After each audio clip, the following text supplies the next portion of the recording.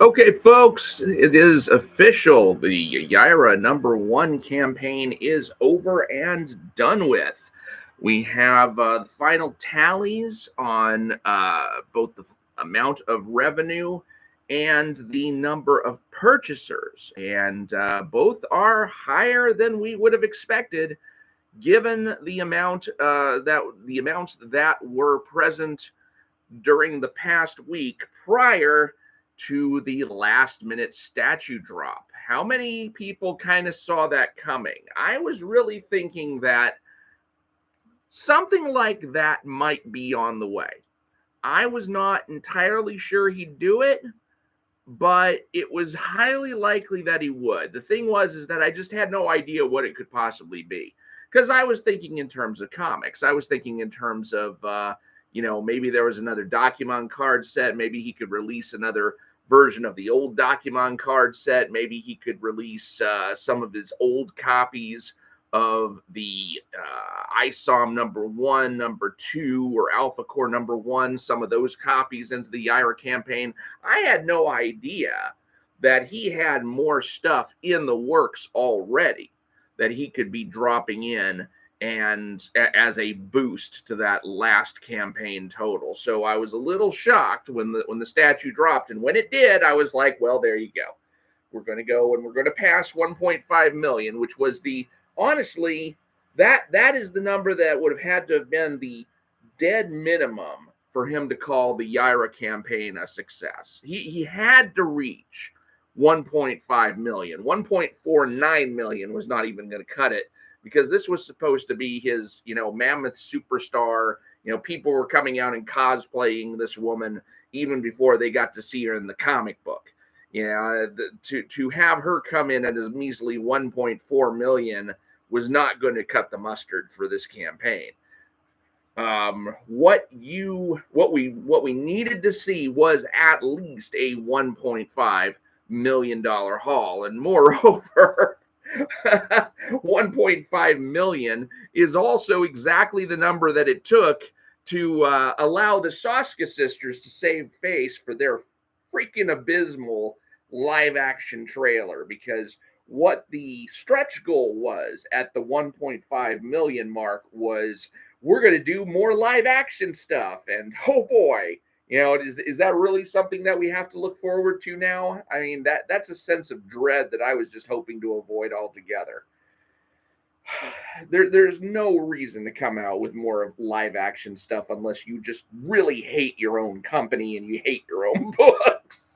Because I want to say that the #1 and #2 reasons why people did not buy YAIRA #1 in droves were, #1, the testimony of all the past quality of the Rippaverse books that have come out so far, and #2 is that YAIRA live action trailer, because oh my god. And it's not just that they did a live action trailer that was so bad, it was the fact that this live action trailer was actually done by the writers of the comic. In other words, the writers of the comic themselves found this live action trailer to be an acceptable adaptation of their comic work. It's like, how the hell did that ever happen? How in the world did they look at what they had put together for this trailer and say, this'll do? This'll sell the book. This is a great representation of what we've done so far. Oh my god. So yeah, I mean, honestly, I think the live action trailer is probably what kept people from hopping in and buying towards the end, because to see that stretch goal on there that says we'll do more live action stuff if you get us to 1.5 million, it's like, well then fuck no, I'm not getting you 1.5 million. Hell no, there's no way in hell I want you to cross that threshold. But it's been crossed. Are they actually going to do anything about it? Well, unfortunately, they probably will, and God only knows what that fiasco is going to look like. So, how did YAIRA do in the end total? YAIRA did, give me just a second here. Gotta check my phone for something real quick. I have been out running errands like a fiend today. Okay. All right. And I've got stuff coming by the house tomorrow.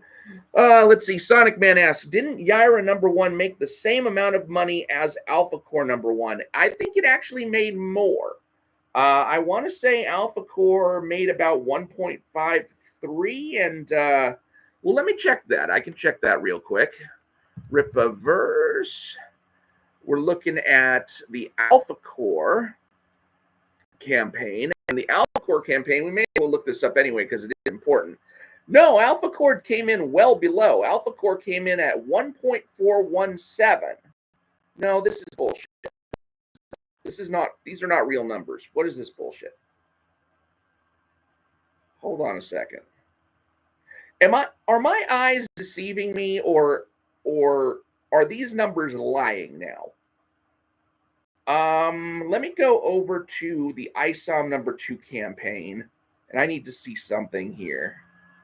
20,337. That's accurate. I remember that number. I remember that number very well. ISOM #1 shows 42,926, and that number is accurate. ALPHACORE #1, they are giving a bullshit number now. This is kind of crazy. This is a little bit sketchy here. ALPHACORE #1 is showing their total purchasers as 14,175. To my understanding, that is a lie.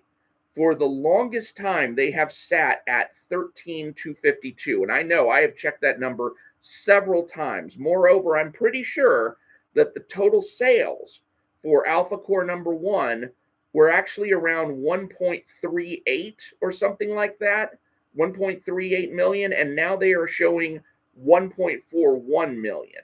So somebody's been jacking around with the ALPHACORE #1 totals.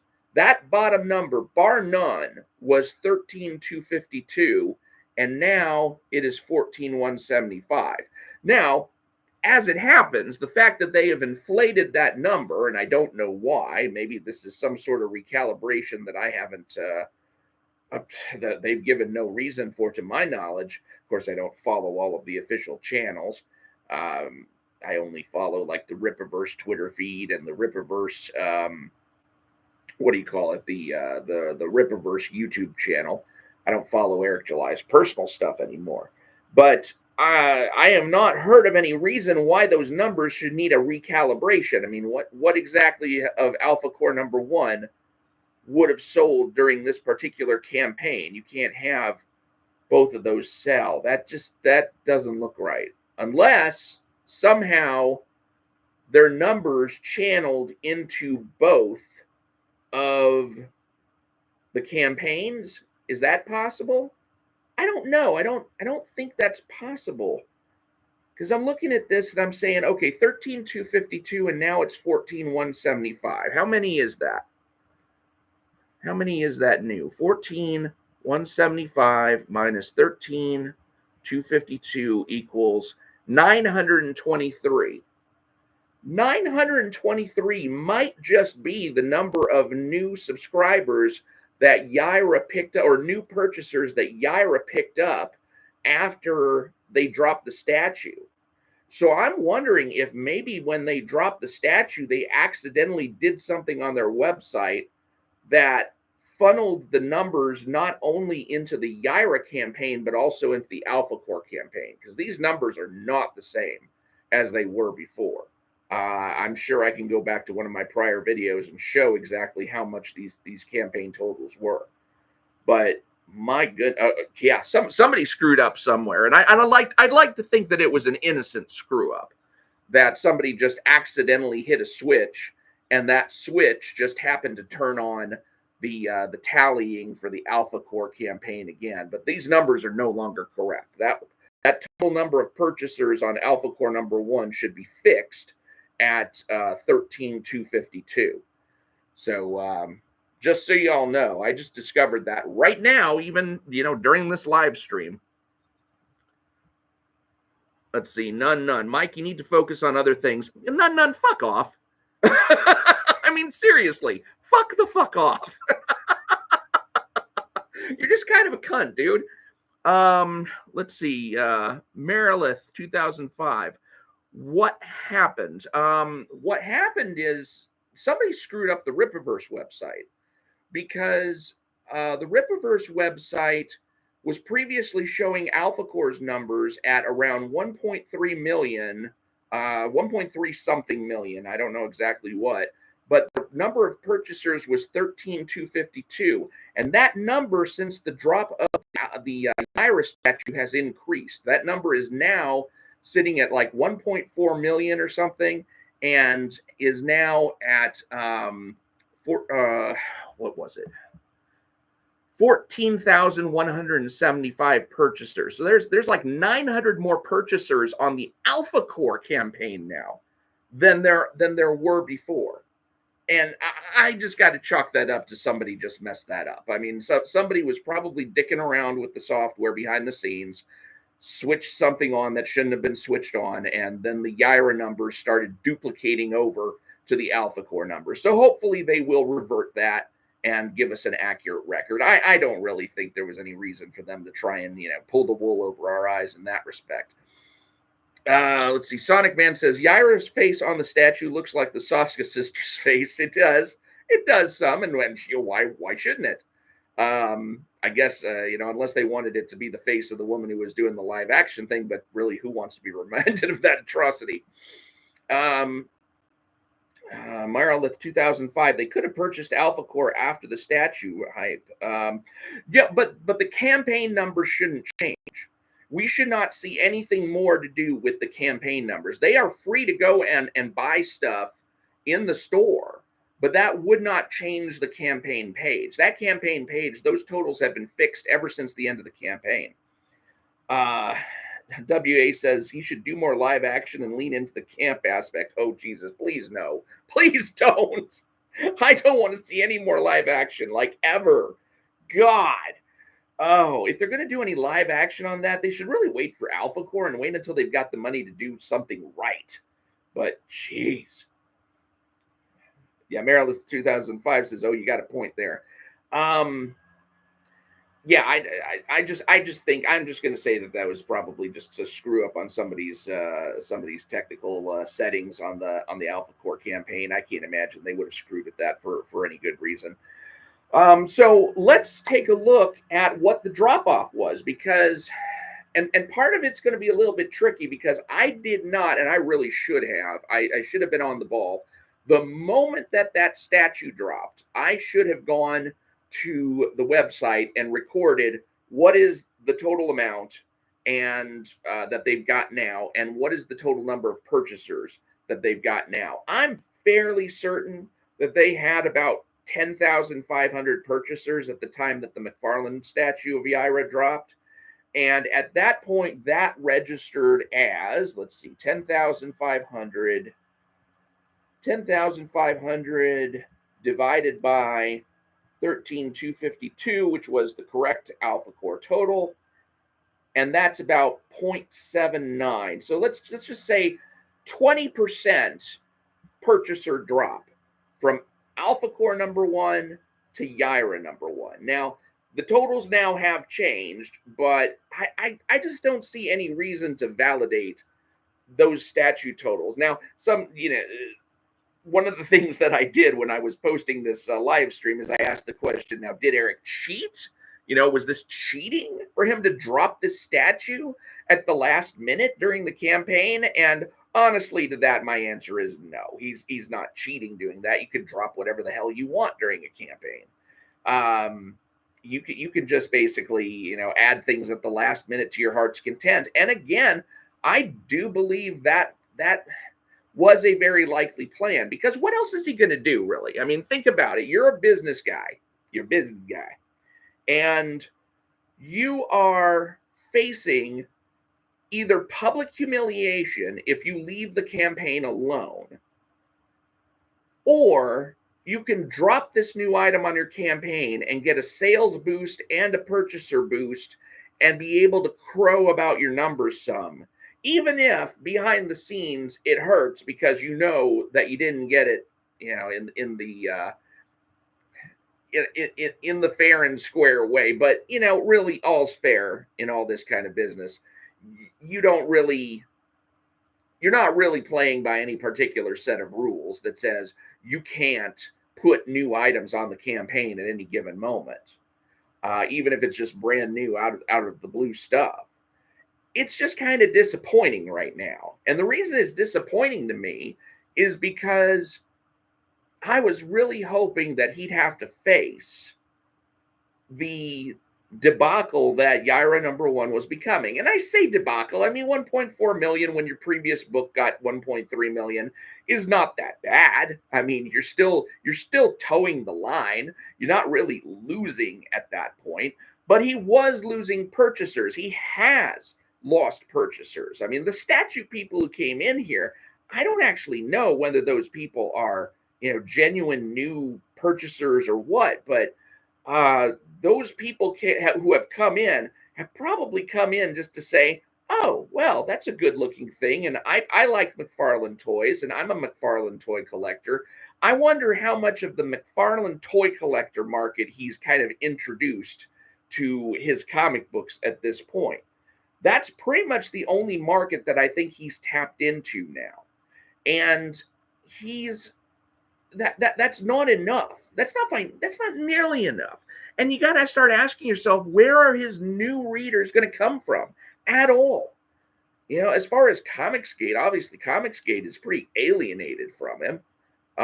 As far as the people who are doing the Comicsgate thing. I mean, the Comicsgate readers, they can read whoever they want, but they're certainly not going to get much along the way of encouragement, except for those Comicsgaters who are currently working for Eric July. I imagine that Mike Barron is going to be saying positive things about Eric July and the Rippaverse. I imagine that so long as John Malin and others are doing things for the Rippaverse, then there's, you may not hear much about the Rippaverse from them.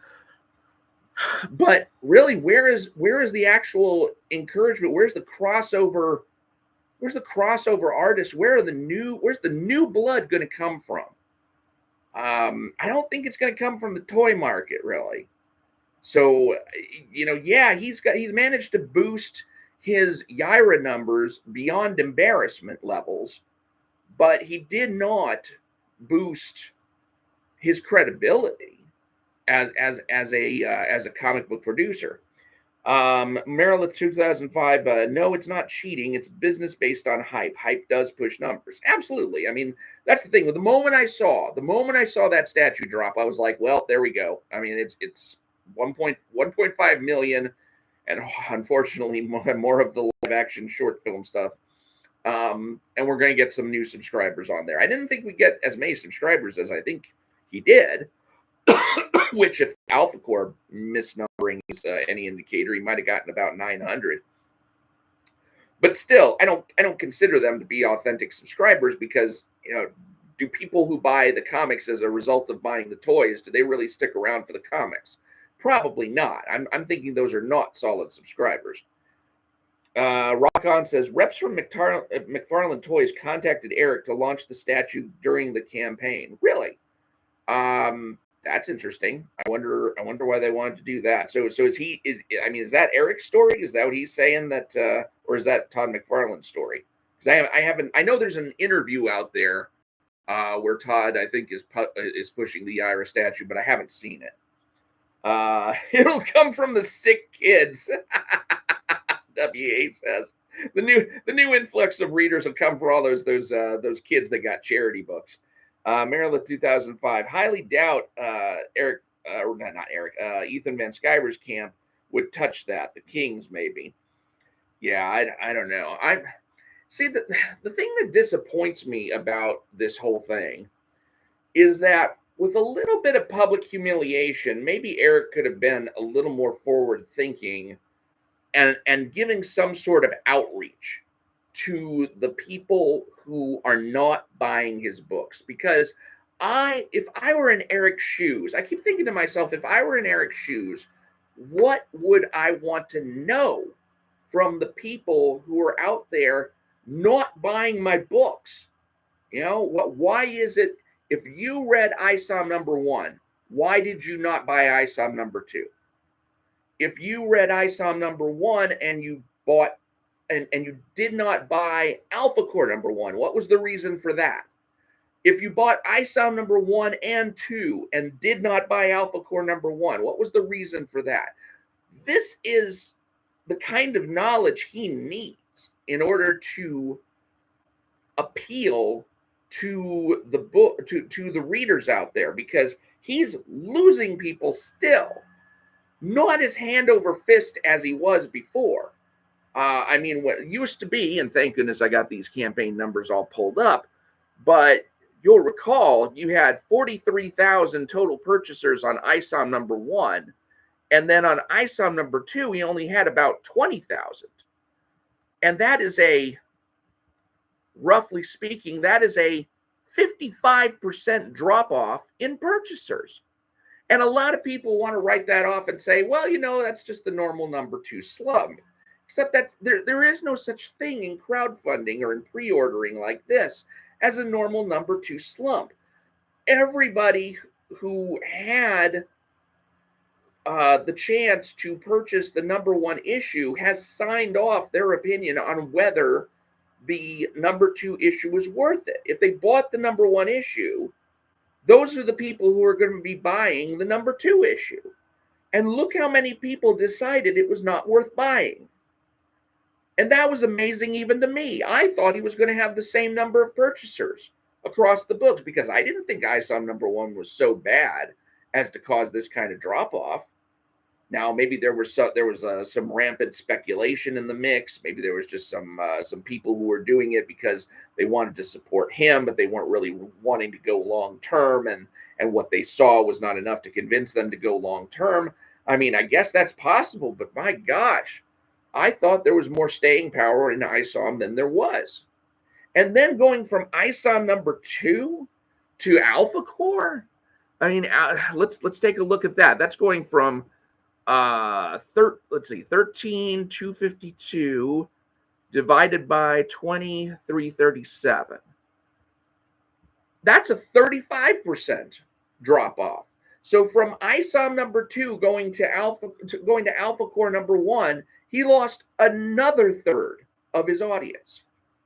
And now going from ALPHACORE number 1 to YAIRA number 1, he's lost another fifth of his audience. Now the good news is that the fraction by which he is losing his audience is shrinking each time, which means he is progressing towards a baseline number of viewers that are going to support his work in perpetuity. And that's good news. You know, it might even be good news if that number stays above the 10,000 range. I don't know if it will at this point. But when you've got those kinds of drop-offs, don't you want to know why people are dropping off? Don't you want to know why somebody didn't stick around from ALPHACORE to YAIRA?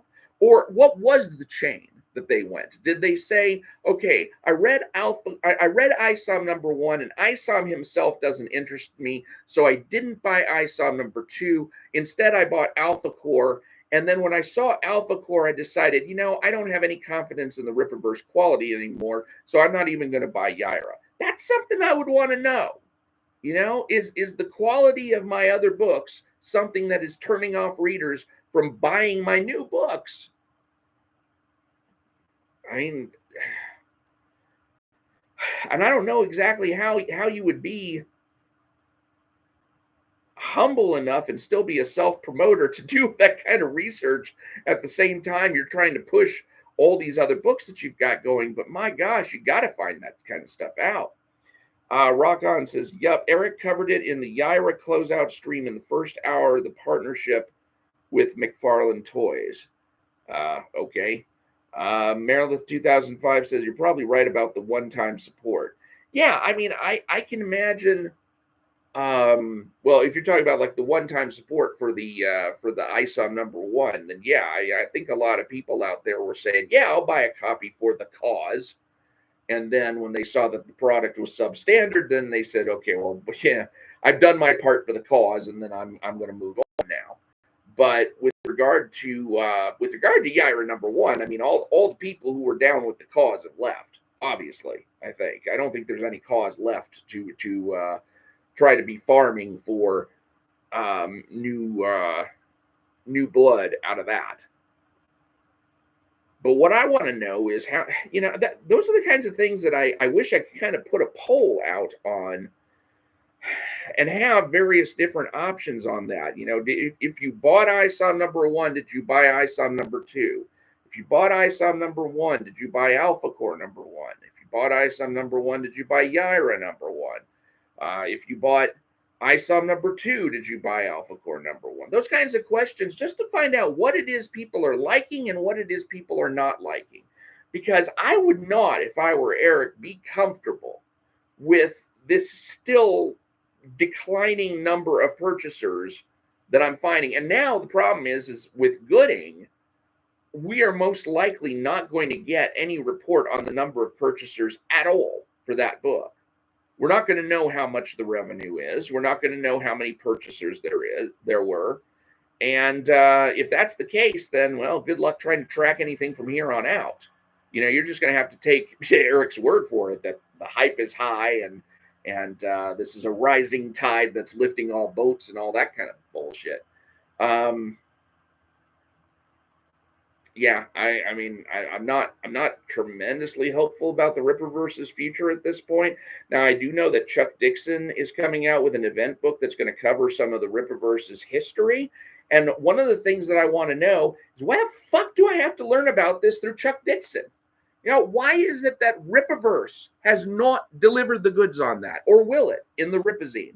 It'll be interesting to see what the Rippazine is, because I mean, 80 pages of God only knows what. I mean, I know we've got maybe a 12 to 14 page story with Salvage PI, the new character from Eric July and Bart Sears. I'm kind of curious to know what exactly all we're going to see in the Rippazine, because I can't imagine trying to fill something with 80 pages, especially knowing how close to the vest Eric keeps everything. Now, maybe we'll find out a crap ton about the McFarlane and Yaira statue deal. That'd be interesting news to know. But what kind of information are they really going to put in there? I'm used to hearing stuff from Documon, who is vague as shit. I can't imagine any specific details that isn't, redacted with about a half ton of NDAs throughout that Rippazine. I mean, my God, can you imagine opening up that Rippazine and all you see are a whole lot of like black lines where things have been NDA'd out? That'd be a real useful magazine right there. But who's contributing to it? I mean, is it going to be another thing about like the Rippaverse's employees talking about what it's like to work in the warehouse? Who gives a shit about that? Is it going to be about, here's the editorial process? I mean, that's only going to be like a paragraph from all the evidence that we've seen of what kind of editing Rippaverse has done up to this point. What are they going to tell us in a Rippazine? Is it going to be reader fanfic? Is it going to be reader asking Q&As that are just kind of subscription orders for Eric's bathwater? I mean, the shoulder hairs in it, and what is supposed to be in this magazine that he couldn't have been telling us this whole time throughout the videos? I mean, it's almost like you've got to pay for every damn bit of information you want to get from this company. Sonic Man said, decades ago, comic books had a statement of ownership statement once a year. This listed how many comics of a comic on average were sold per month. Eric July should let people know how much he sells. And that's one possible way of getting the information out there. But I'm just like, when it comes to this Rippazine magazine, what's going to be in there that he couldn't have just told us? And is it even going to be worth the $7 a month or the $7 per whatever quarter or what have you, or the oh God, the website membership cost? Because he's giving the Rippazine, the basic version of the Rippazine, free to anyone who subscribes to his website. And I think the basic website subscription is about $5 a month. If that's true, then you're looking at paying $15 in subscription fees for this $7 book. I don't know if that's really worth it. And I don't know what kind of merch people can get as far as the discounts that he's offering that would make that worth it. I don't know.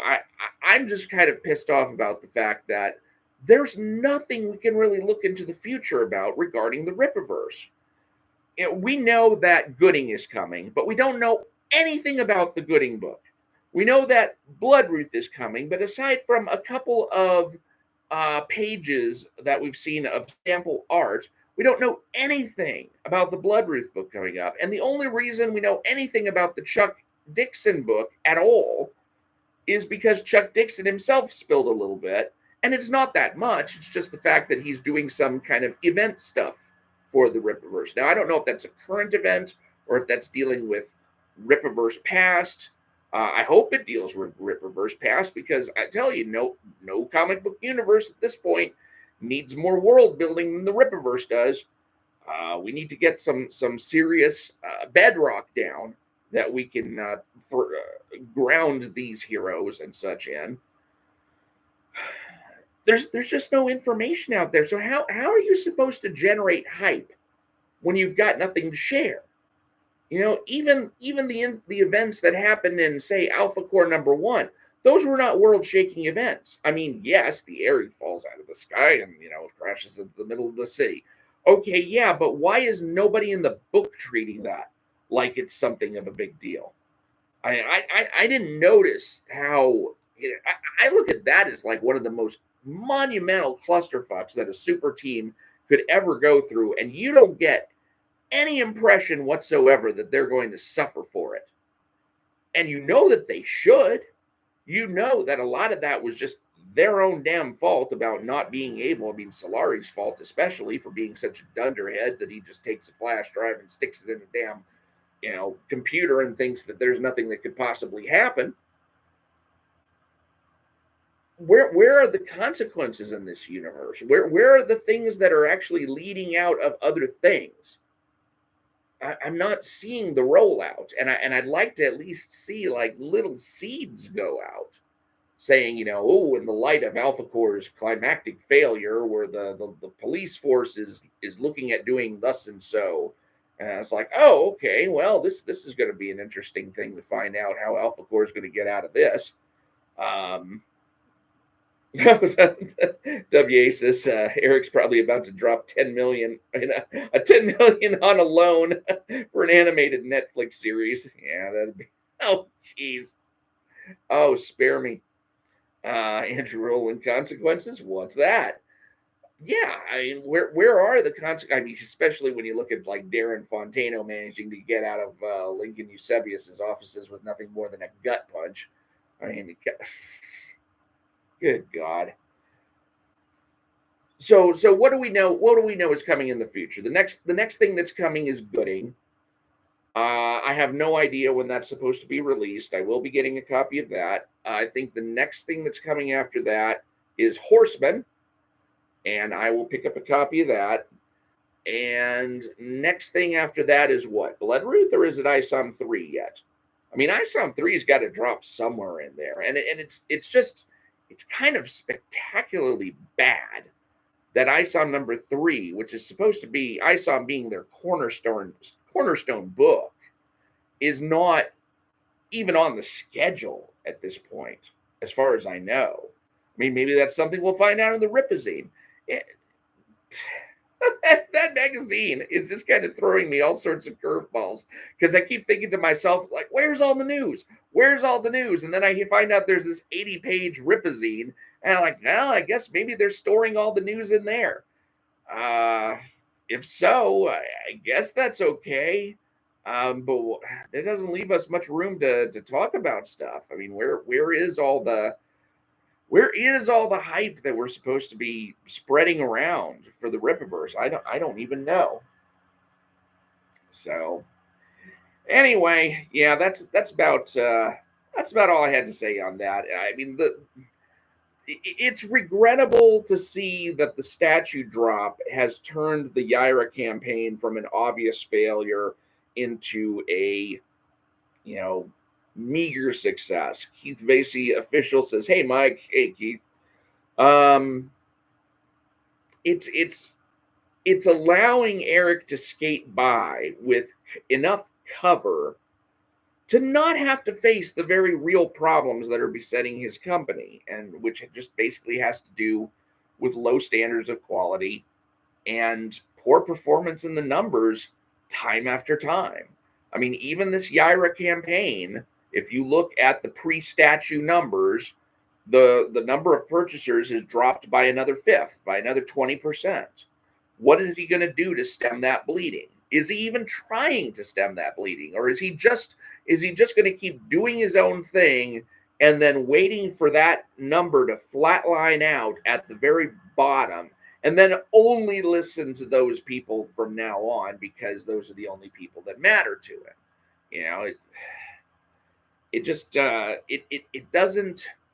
It doesn't bode well that he's now got the economic cover to say, hey, it's another successful campaign. You can't complain about these numbers. Ha! It would have been nice to have seen him confronted by the failure of the YAIRA #1 to reach 1.5 million, especially that nobody really wanted to see another live action trailer to the point that they were willing to fund for that. Those are the kinds of things that would have spurred him to be much more reflective than I think he's going to be. I think he's going to look at the Todd McFarlane statue deal as, an obvious win, something that saved his YAIRA campaign. And Keith Vasey, official, says it was a lightning in a bottle type deal. Doesn't mean it'll show for the third time. I mean, yeah, he definitely can't count on something like you're probably not going to get people to buy a Gooding statue to rescue that. But at the same time, this was the last time that I think he planned on putting out the numbers for his campaigns.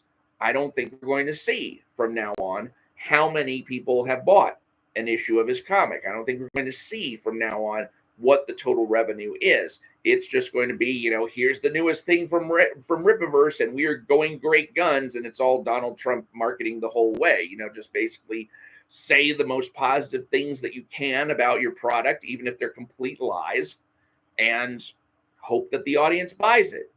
Because, the people who are obviously up his ass already are going to buy, whatever it is that he wants to say. And the people who are skeptical are either going to keep their mouths shut about it, or they're not going to have the numbers to challenge him with. So it's kind of win-win on his side. And now that he's moving out of the crowdfunding mode / pre-order campaign mode and into the, just generic, well, here's the next thing we're selling mode, then I mean, what else is there left to do other than wonder how long he's going to be able to keep this plate spinning, and how much is he going to have to keep injecting into the campaigns in order to keep them spinning? What's it going to take, and how much improvement is there going to be during the process? What is YAIRA #1 going to be like? YAIRA #1, I'm dead serious when I say this. YAIRA #1 could turn out to be the best thing that Rippaverse has put out so far. There's no reason to think it wouldn't be. The Soska sisters already have their proven run over at Marvel, and we've got Kanan White shepherding Deborah Carita on the art job. So you're going to at least get some minimum standard of quality there. What if it turns out to be good? It might. And if it does, is that going to be the beginning of an upward trend for the Rippaverse that is going to be enhanced by the fact that we can't see how steep the upward trend is? Merilith 2005 says it's the YAIRA #1 certainly been the most hyped. And yeah, that's pretty much true. VC official says all he needs is don't put all the golden eggs into one basket and branch to movies for the comics. Well, those are expensive propositions. And I don't think anybody has got. I mean, look how long it took for Valiant Comics to come up with the Bloodshot movie. That took a long time. And the Bloodshot movie, I don't know if who around saw it. It was kind of a fun movie because the first portion of the movie goes exactly as you think any superhero movie would. And then you just almost chafe at the fact that it is so stereotypical of a superhero movie that you're watching. It's like, why the hell am I even watching this? And then they throw a monkey wrench into things that make you realize that was the whole point all along. They wanted you to know that this was a stereotypical superhero story, and now it's not. And that was a very, very interesting technique that they used in that movie. Do I think they stuck the landing? I think they stuck it about 95% of the way. I don't like movies that kind of go against their own internal logic, kind of the way ALPHACORE did. You remember in ALPHACORE, you've got the guy who's like a level 2 on a Schuster scale, which you assume is like a level 2 to 10 or something like that. He's like way down at the bottom. And Ingrid Valdez tells this guy, with practice, you can develop your power into something really, really great. And then, like that day, by the end of the day, the guy is Magneto. I mean, it's like, don't violate your comic's own internal logic that you established just a few pages earlier. Like, you can't do that and expect people to take your writing seriously. And I can't believe that I'm actually having to tell Chuck Dixon that. That's not right. Eric should have expected a lot better, and I can't believe Eric didn't complain when he got that from Chuck. Like, what the?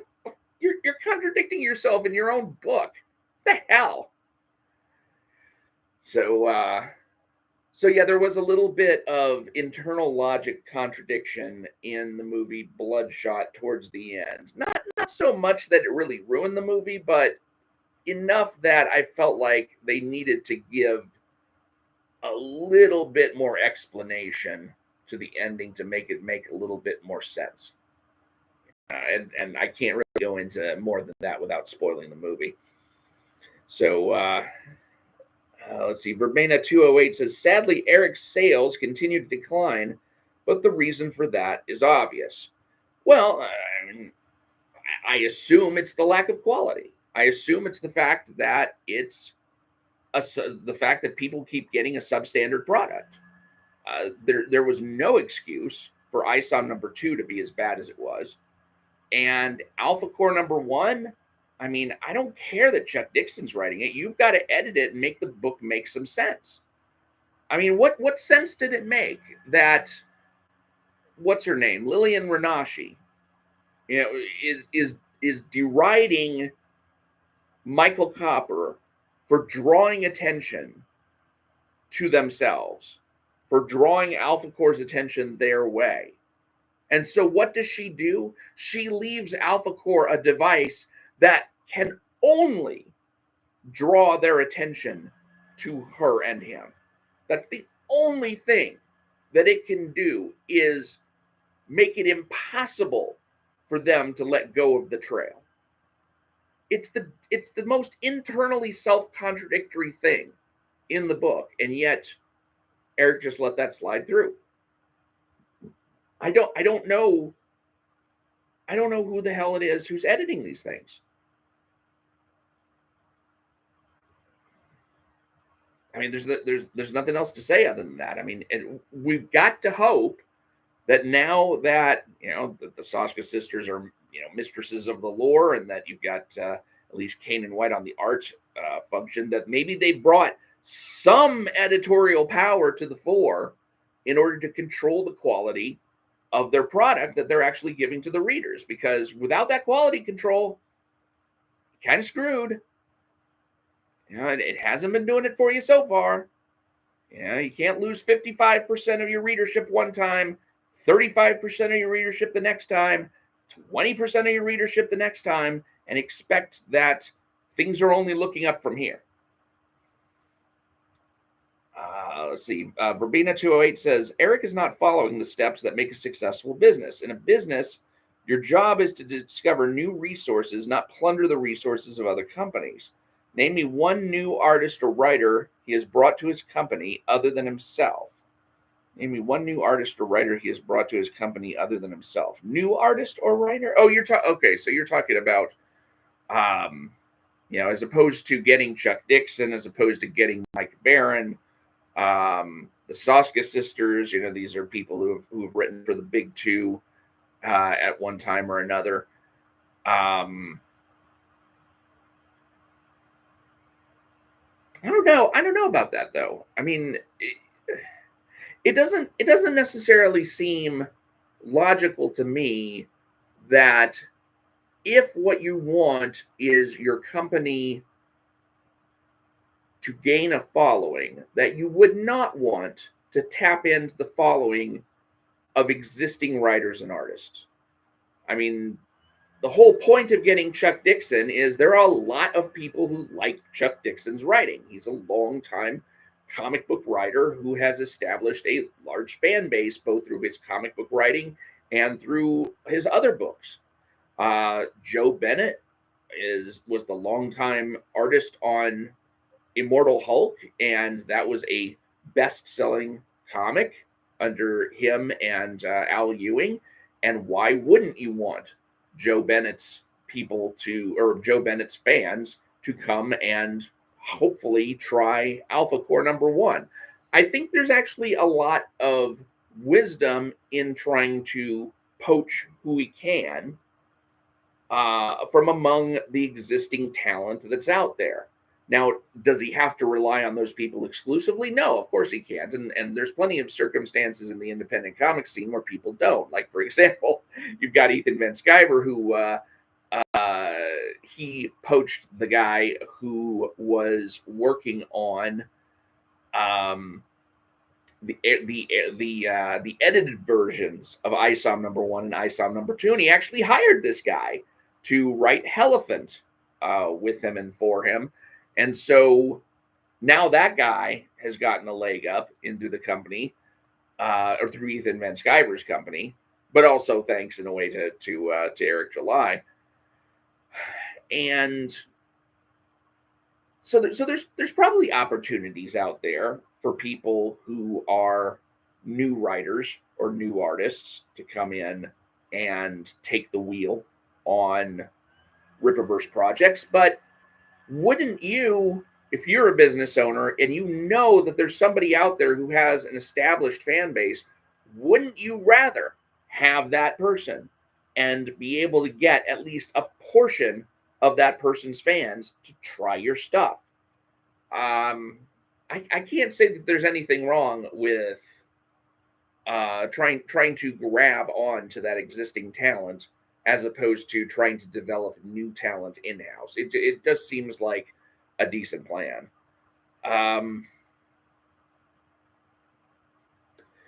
But beyond that, I think I'm going to pack it in for tonight. I guess the only thing to say to Eric July now is congratulations that he has saved face with his statue drop. Maryland 2005 says, not going to lie, I'm looking forward to your review of YAIRA. Well, thank you very much for that.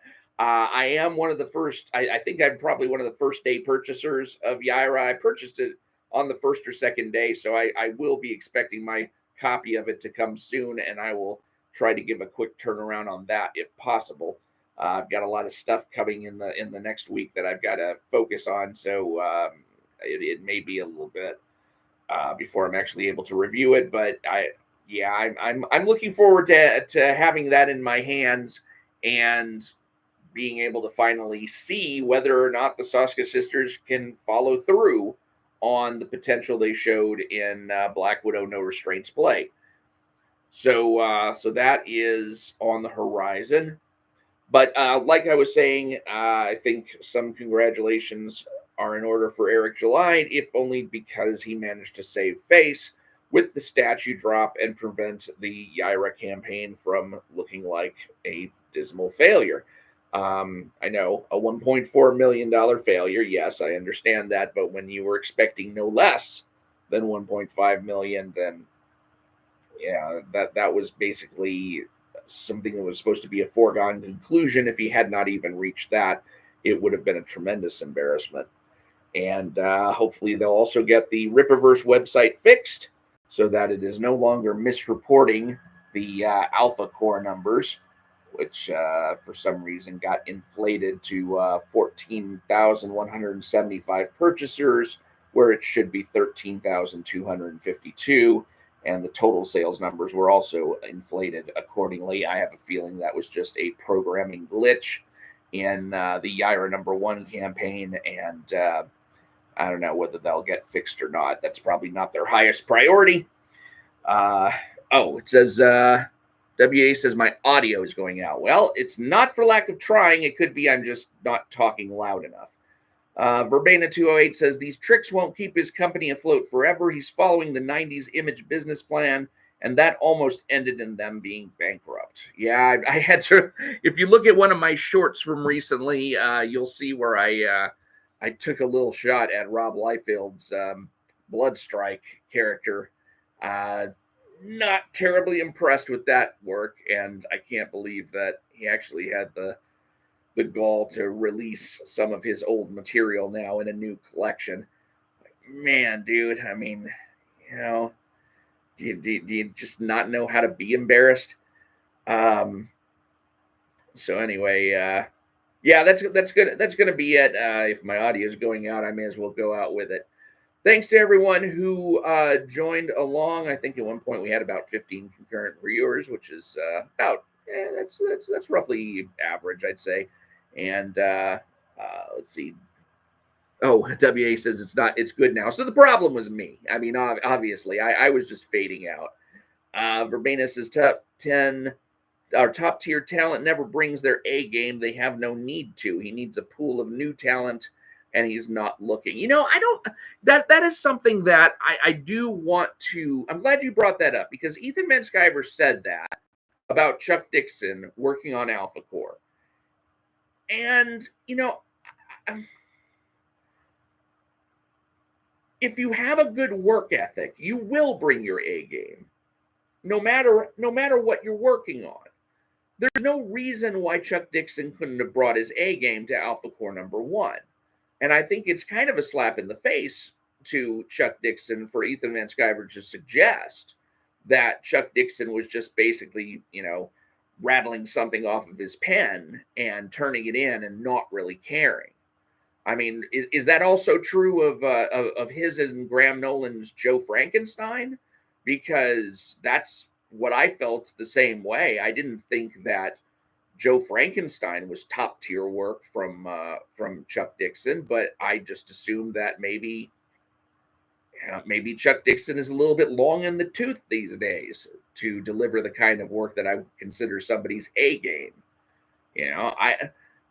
I don't see how you can just get away with not bringing your A game, especially to some of these work for hire assignments. I mean, if you're doing your own work, if you're doing your own characters, if you're working on your own ideas, your own properties, you really have nobody to fail but yourself. And yeah, I'd like to think that it's a lot easier to fail yourself than it is to fail other people. When you're out there and you're trying to, make the best possible product to sell yourself through the ideas of others, to me, those are the places where you really do want to bring your A game. I don't know. I mean, maybe it's just the fact that, I've had to write a few things now for other people, things that were not, my original ideas. I've dropped a couple of short stories at this point off with a particular author who's got his own idea and his own collective work of fiction that'll be coming out in the coming years. And to me, it's like, I really want to show what I can do in that kind of collection, because then that's going to reflect well on me as far as what I think, what I'm capable of regarding my own stuff. If I'm just coming out with my own stuff, I might be a little bit too much in love with the sound of my own voice and think, well, this is good stuff as far as I'm concerned. If everybody else in the world doesn't like it, well, I'm writing for me. Like, no, I think the work that you do when you're actually doing the kind of work for hire stuff, that's, I mean, I understand if you're working against deadlines or working against, for maybe working for poor pay, but oh gosh, I don't know. To me, the idea that Chuck Dixon would not bring his A game to a comic because it wasn't his own stuff, it just doesn't rub me the right way. I don't know. Rock On says 1.3 million in sales is A game. Profit participation incentivizes bringing the A game. 1.3 million in sales is nothing when you realize that it's that 1.3 million in sales wasn't based on the quality of the book. It'd be one thing. That's one of the things that people don't seem to understand when it comes to these pre-ordered books that nobody has seen, that nobody has gotten a hold of as yet. None of that 1.3 million that ALPHACORE sold was based on how good the book was. It was only based on how devoted Eric July's fans were to him and who were willing to buy those particular copies. Or for people like me, I'm still devoted to reviewing the copies. So I had to buy them. But ISOM number 1 was not sold on quality. ISOM number 2 was sold on the quality of ISOM number 1, and that's one of the reasons why it lost 55% of the purchaser numbers. And then ALPHACORE number 1 was sold on both the strength of Chuck Dixon's name and Joe Bennett's name and the strength of their prior work, and then putting that up against the abysmal quality of ISOM number 1 and ISOM number 2 combined. And you had this kind of positive and negative reaction going to result in the lowest selling number for a Rippaverse comic to date.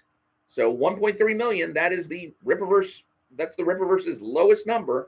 And even that much was not based on the quality of the book itself. It isn't until people haven't had a chance to buy the book, read the book, and then tell other people about the book, tell other people what they think, and then have the book pick up from there, that you can basically say whether or not somebody brought their A game or not. But just the fact that they made X amount of money. I mean, look at ISOM number 1, for God's sakes. I mean, that thing made $3.7 million, and it was not based at all on the quality level, because there was no way to base it on the quality level. There was no quality on display. There was only a few pages and the strength of Eric July's reputation and the devotion to the cause that he represented. And that's what sold ISOM number 1 at the numbers that he got. That's not an indicator of the quality. The indicator of the quality, what indicated the quality of the book, was the 55% drop off in purchaser numbers between ISOM number 1 and ISOM number 2. See, Keith Vesey, official. Verbena is right. Sure, there's the legacy writers like Chuck Dixon, but the problem with the Rippaverse lineup is where's the new writers and trying out fresh blood? Well, again, if you've only got a few books that you're able to publish in the space of a year, who do you really want to have writing those books for you or drawing those books for you? Do you want to have somebody who is a newbie, who has no fan base, or do you want to have an author who has an established fan base? I mean, I know who I'd want. I'd want the person who's actually bringing people with him. So, what? I mean, I assume that as the company grows and as you have the ability to bring in more people and have more books go out, and then if you run out of talent to draw from around you, you can get all of the people you need from the new talent pool, and maybe then some of them will shine. I mean, fine, but you think that's not the way it works in the big two? I mean, in the big two, who do they give X-Men to? They don't give X-Men to the new guy on the scene. They give the X-Men to Jonathan Hickman, and then they give the X-Men to Kieran Gillen. They give the X-Men to people who have proven themselves and who have large fan bases.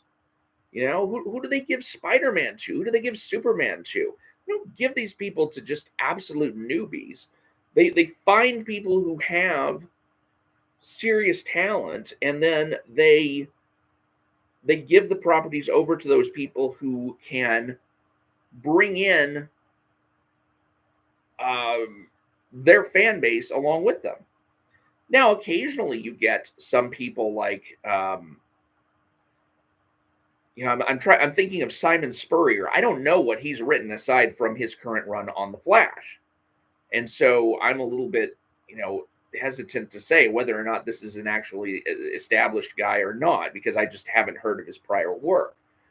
But I would assume that he's not just some, bloke off the truck. He's not fresh off the boat. I mean, he's basically, I would assume he's got some kind of credentials behind him that makes people think, oh yeah, he'd be good on The Flash. Or we at least want to bring him along and have people in his court try The Flash.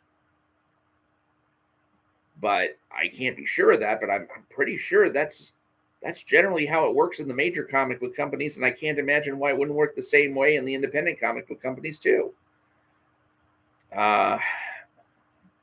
Maryland 2005, it's probably a time card punching phase for Chuck Dixon right now. Well,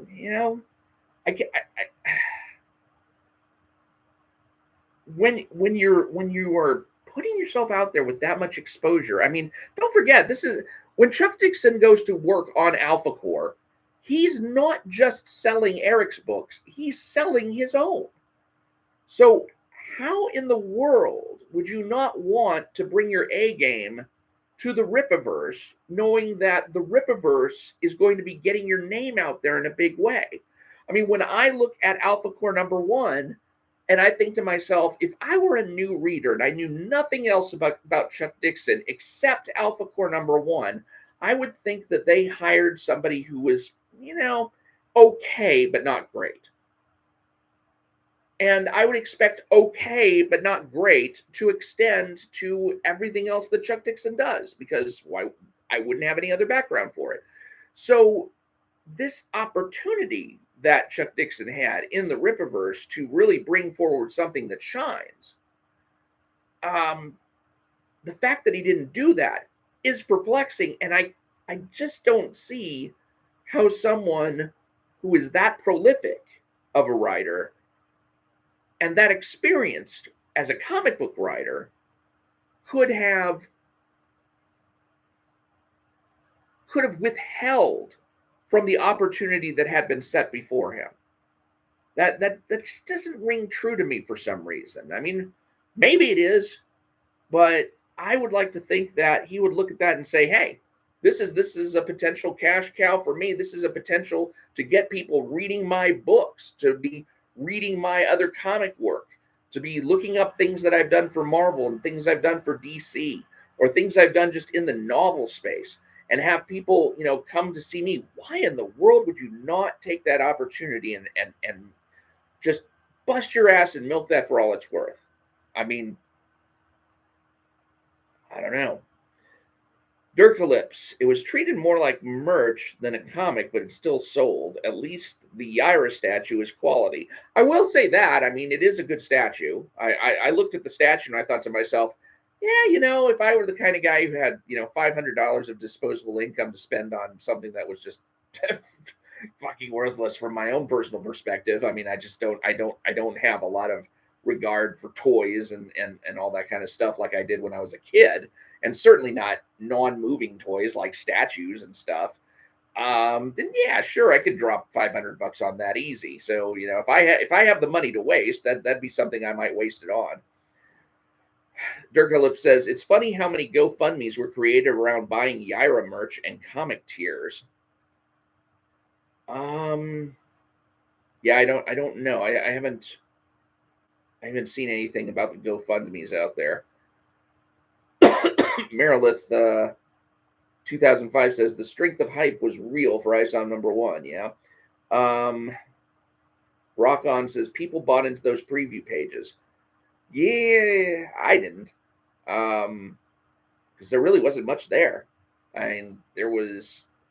Let's see, what were the preview pages for ISOM #1? You had probably a couple of things. Didn't you have a couple of things of him hitting a punching bag, and then you had another thing of him, a couple of scenes, or you had, of course, the iconic scene with him and San Juan about to collide during their fight, and then there was the other scene about him and the three guys that he was fighting in the room. I looked at all that and I was just like, well, this doesn't impress me very much. I think I'm going to wait until I see more of the book, because that just wasn't. That was just. It was just bland action kind of stuff. Dirkalip says ISOM #1 had the Black Panther hype effect. I don't know what that refers to. Walter Howard says the focus on the revenue generated seems odd to me because these campaigns aren't just selling comics but other merchandise as well. The purchaser numbers seem much more honest.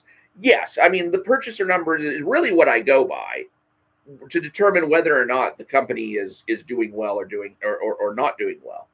And in this case, we're seeing another 20% bleed off of the purchasers from ALPHACORE #1 to YAIRA #1, and that's not good. I mean, he was only able to get his numbers to the height that he did by dropping the statue, and the statue might have brought in an extra 800 to 900 people who were willing to pay $500 for a statue, but that's not the same as having a success, as adding success to your book, which is really where you think he would want the success to really be recorded. But again, I understand absolutely why he would do it. I mean, why would you face public humiliation if you didn't have to? And obviously, with the McFarlane statue that was there, there was no need to. And so now he's got that economic cover where he can just basically say, "Hey, look, we knew this was going to make 1.5 million all along, and look, it did, and we're still successful as we've ever been," and not have to deal with the underlying problems with the books as they've been coming out. And again, I say again, just for the record, YAIRA #1 could wind up being the Rippaverse's best book to date. Probably a good chance of that. But I don't know. We'll see. I hope to see that very soon. Dirklip says, well, Eric July is backed by Blaze Media, and I bet they have people that work with him on the numbers, so that is what he focuses on. Yeah, I don't know how tightly they're woven together. I know. I like the Ripoff versus Daddy Glenn video as much as anybody else, but don't know about that. ISOM #2 had less accompanying merch, no concept book, nor no document cards. That's true, but it had ISOM #2.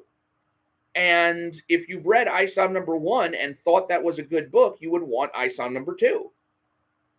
I mean, that's just ipso facto right there. I mean, you don't hold off from buying ISOM #2 unless you think ISOM #1 was not quality enough to buy ISOM #2.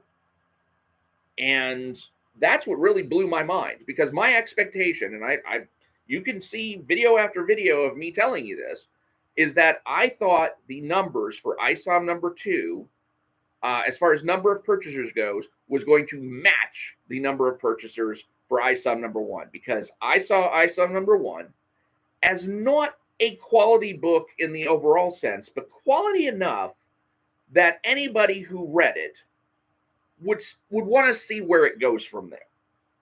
And so I honestly believed at the time that he was going to make probably 2.8 million, I think my prediction was, and that he would be losing kind of half of that on the merchandise because people would have merch fatigue, but the same number of books would end up being sold, or at least the same number of purchasers would show up for the second round.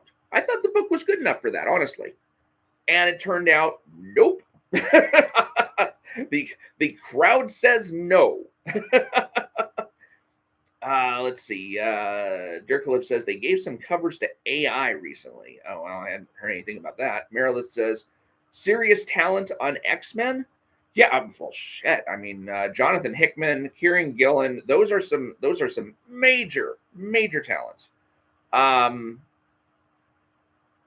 those are the main titles, I grant you.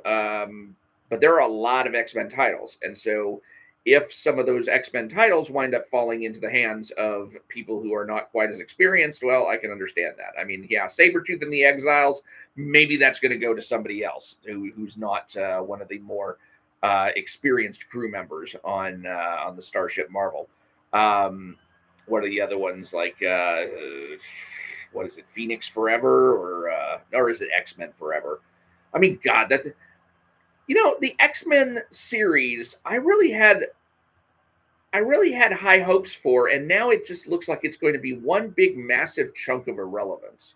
Is that how it's starting to feel to everyone else, that we've been led on this massive ride into a major conceptual space, but the objective all along was to encapsulate it into this bubble that could then be clipped off and forgotten? And that's where it feels like it's all leading to me. And I'm really kind of disgusted by that, because I'm getting tired of Marvel's way. Well, I'm already tired of Marvel's way. I mean, I've gotten to the point where I don't even feel like reading the Marvel and solicitations anymore, except that I need to in order to find out what new Epic collections are coming out, the reprint volumes that Marvel's publishing. And I really get upset with how Marvel has constantly done this. Let's encapsulate all of this in a bubble and then be able to completely forget about it. It's not the way things were back in the past. Back in the past, stories mattered. And, even though Marvel isn't erasing the fact that these stories happened, although occasionally they do, like, for example, with that Joe Quesada and J. Michael Straczynski thing, One More Day, where they basically wiped out some of Spider-Man's past. For the most part, they are still taking large swaths of Marvel continuity and just basically saying, we can ignore all that, and we're just going to go and start from day one and be right here and move forward into this entirely new thing that we will eventually find a way to tie into a bow and forget about in the future. I mean, for example, and I think part of this had to do with the fact that Secret Wars happened. But remember when Rick Remender's Rick Remender's Avengers series and X-Force series, all of that culminated in Axis, and then Axis wound up with heroes and villains swapping alignments, so that the heroes started behaving evil and the villains started behaving good. And then you had some who actually wound up retaining their good or evil alignments. But then Secret Wars happened, and that just kind of blitzed the entire universe again.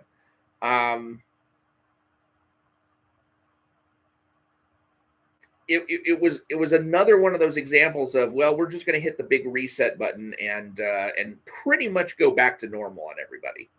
Because back in that universe, Iron Man was still supposed to be evil, and Havoc was still supposed to be evil, and I think there was one superhero who was supposed to stay good. Maybe, I'm not exactly. I don't remember that. I mean, it wound up leading into a what was it? The Superior Iron Man was a 9-issue series, and I don't even remember if I ever finished reading that series. I think it lasted for 9 issues. And then Secret Wars happened and everything, the reset button hit, and now I can't even remember if I read the last 5 or 6 issues of that. Neglectful me. But anyway, yeah, I mean, as far as the X-Men goes, I mean, they have put some top-notch people on those books and created some pretty wild stories, but unfortunately, they almost come across as either you've got to read the entire X-Men canon in order to understand what all is going on in there, or you're just going to wind up being lost for most of it. I mean, it was hard enough getting through the Jonathan Hickman branch off, where it was what was it? Powers of X and Rise of X? Was it House of X and Powers of X? House of X and Powers of X was where Jonathan Hickman started it, and you go through and you read those 2 series kind of interlocked, and not always in order also, and you get the feel for where this whole idea of Krakoa and the New Mutant Society is going. And then, you go from there through what is it, the 10 swords, and then now you've got the latest Fall of X and Rise of the Powers of X, and it just feels like it's all going to be capped in this one big bubble and then shoved off into the closet somewhere. And like, boy, wasn't that a great idea? Didn't that last us well for a good few years? Almost like Dan Slott's entire run on Amazing Spider-Man, where he did the whole Superior Spider-Man thing. And then all of that seems to have just gotten packed off into a bubble and shoved on the side. To the point where Peter Parker doesn't even have his graduate degree anymore, because people thought he had plagiarized it from Doc Ock. I mean, everything's got to go back to normal when it comes to Marvel Comics. Everything's got to go back to normal, and it's sad because you want to see progress made throughout a series. But whether it's Hulk, Immortal Hulk is a great example of this. You have this fantastic idea spun into existence by Al Ewing and drawn by Joe Bennett, and then you put it through those 50 issues, and then now it's all in one big bubble that you can just kind of push off onto the side. And now, does anybody care that any of that ever happened? I think there might be like 1 or 2 elements of the Immortal Hulk series that are now going through the current Hulk series, but I'm not. I'm forgetting already about the Donny Cates Hulk, because that all was encapsulated in a bubble and then shoved off to the side. I'd forgotten about it. So I haven't even been reading the current Hulk series, so I don't know anything about it, and I don't care to. I don't care about much of Marvel or DC anything anymore. I'm just pretty much done with the big 2. I still want to read Simon Spurrier's Flash series because it looks like he's doing a pretty good job on that. I will have to be the judge of that in the when I get the first trade paperback. But beyond that, I just don't see any future for Marvel or DC, because every time, even in the case of Jason Aaron when he did his Thor run, which was a beautiful run. Yeah, I mean, I know a lot of people didn't like the Lady Thor thing and all, but if you look at Jason Aaron's run on Thor: God of Thunder all the way up through War of Kings and then King Thor at the end, it's a freaking masterpiece, and it's all encapsulated in this bubble that you can then shove off on the side, and it never really has to matter again. And then you go right into the Donny Cates Thor, and you get his stuff, which you can then encapsulate, shove into a bubble, and then throw it on the side. And now we've got Al Ewing's Thor, and it's probably all going to be the same way. I'm not interested in reading these bubbles that are based on these characters that I used to know. It used to be that these characters were at least the comic book companies would at least try to make you believe these characters had actual lives, and now it's like they're just making fun.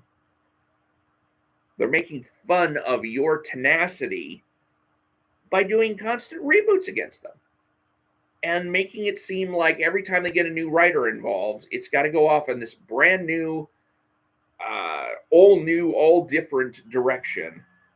And look at him take Spider-Man where he's never been before. It's like, some of the genius of the old comic book days was that the writers and artists took the heroes to exactly where they went before, over and over and over again. I told this to I don't know whether it was Adam Kubert or Andy Kubert. I was getting a autograph signing from one of them, and I said, one of the things that I loved about Joe Kubert's Enemy Ace was that every story was the same, and there was a formula to Enemy Ace in which he would be fighting, and then one of his men would die or something, and then he would land and he would contemplate the folly of war, and there'd usually be a wolf that he would talk to who would meet him out in the forest while he was hunting or something, and then he would go back into the plane and fly around, and he would shoot whoever the enemy was who had shot down his companion before, and then he would lament about the killer skies. And it was that every single issue. There was practically no difference among the issues except for little details. Who was getting shot down in this case?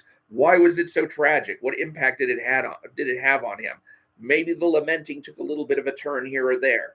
Or maybe the enemy who was up in the sky was a little bit different. But you had this core to Enemy Ace that would just give you the same feeling over and over and over and over again. And every time you bought the book, you knew what you were getting. And there was a beauty in that, in its consistency, that you could practically predict where the story was going each time. Because when you didn't have that, when you now have all of these superheroes who are kind of locked into their pasts and locked into their paradigms and are taken into these outlandish environments but are never allowed to change from who they are, then it becomes kind of a joke. We would be better served if we were to be handed the same story over and over again than if we were to be taken into this new and all different direction with every new writer to say, here is my spin on this person. And that's something that I think Chuck Dixon has actually said. He's like, my job is not to put my spin on some character. Chuck Dixon never thought that it was his job to put his spin on Batman. He saw Batman as an existing character who he had a duty to write in a consistent way. And that is how people should write the characters. And if they are going to take those characters in directions that the readers really don't expect and which could have long-ranging circumstances, then the company should be willing to commit to that. When Dan Slott, and I think this was something that was forced upon him, Dan Slott in Superior Spider-Man #1 made it clear from the outset that Peter Parker would be coming back. I lost interest immediately. I was never so much interested in a Spider-Man comic as in that Dying Wish series where Doc Ock takes over Peter Parker's body and basically kills Peter Parker in his own body and replaces Peter Parker's consciousness with his own, but Peter Parker also opens up all of his memories to Doc Ock so that Doc Ock can learn about with great power comes great responsibility. And now the story is the story of Spider-Man has become the story of Dr. Octopus trying to become a superior Spider-Man to Peter Parker. And that was fascinating. That was a wonderful idea. And then in the very first issue of the Superior Spider-Man, we're introduced at the end of that issue to the ghost of Peter Parker. And I'm just like, done. I don't even care anymore, because you have just told me that we are going right back to where we were. There's not going to be any real growth. There's not going to be any real sensation of progress. We're just going to go right in this big old circle and somehow end up right where we started. And nothing that you did is going to matter. And where are we now? You know, if you look at the Spider-Man comic now, I don't see where any of that Superior Spider-Man stuff actually mattered. I mean, yeah, every once in a while they'll put out a Spider-Verse comic that has the Superior Spider-Man in there, or they'll put out a Superior Spider-Man thing that's like a retro look back at those days, but it's not like it ever really mattered. And